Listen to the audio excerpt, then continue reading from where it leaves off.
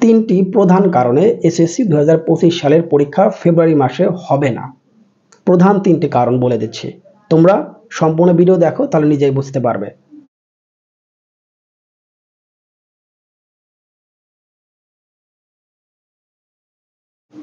এক নাম্বার কারণ, কোটা আন্দোলনের ফলে আমাদের স্বাভাবিক জীবনে ডিসিপ্লিন যেটা ছিল সেটা ভেঙে গিয়েছে।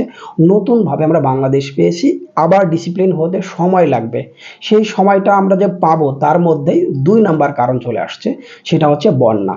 যার কারণে চট্টগ্রাম বোর্ড, কুমিল্লা বোর্ড এবং সিলেট বোর্ড মারাত্মকভাবে ড্যামেজ হচ্ছে।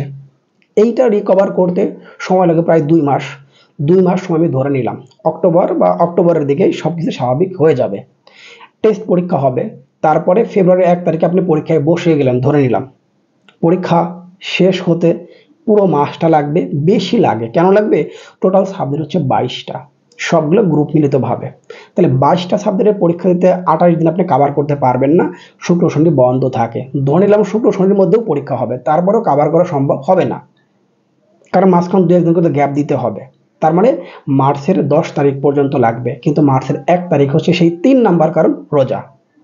রোজার মধ্যে স্বাভাবিকভাবেই পরীক্ষা দিতে কেউ চাবে না, এবং বিভিন্ন মন্ত্রণালয় থেকে চাপটা চলে আসবে, পরীক্ষাটা হবে না। তাহলে মার্চের 1 তারিখ থেকে এপ্রিলের 1 তারিখ ঈদ হচ্ছে ধরে নিলাম, তাহলে 1 তারিখ ঈদ হলে 5 তারিখ পর্যন্ত পরীক্ষা হবে না। 7 থেকে 10 তারিখের মধ্যে, এপ্রিলের 10 তারিখে আমি দেখতে পাচ্ছি সেই ডেটটা যখন তোমাদের পরীক্ষা হওয়ার সম্ভাবনা সবচেয়ে বেশি। আমি নিশ্চিত আমার সাথে তুমি একমত হবে।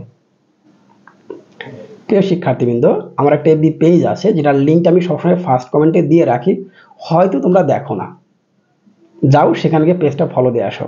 শুভেচ্ছা নিরন্তর।